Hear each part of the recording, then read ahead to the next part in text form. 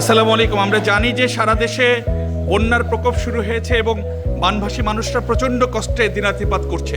আর তাদের সঙ্গে থাকার জন্য আমিন মোহাম্মদ গ্রুপের পক্ষ থেকে আমরা সামান্য উপহার নিয়ে প্রস্তুত হচ্ছি। আমরা যে উপহারগুলো প্যাকেজিং করছি সেগুলো আপনাদেরকে একটু দেখিয়ে দিচ্ছি।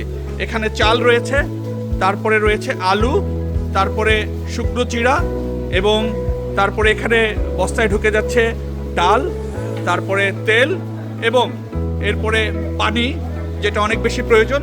তারপরে এখানে ঢুকছে স্যানিটারি ন্যাপকিন, তারপরে যাচ্ছে স্যালাইন এবং গুড়, স্যালাইনের সঙ্গে লাইটার এবং মোমবাতিও রয়েছে। এবং সবশেষ এখানে প্যাকেজিং হয়ে এই পুরো একটি প্যাকেজ চলে যাবে একজন বানভাসী মানুষের কাছে।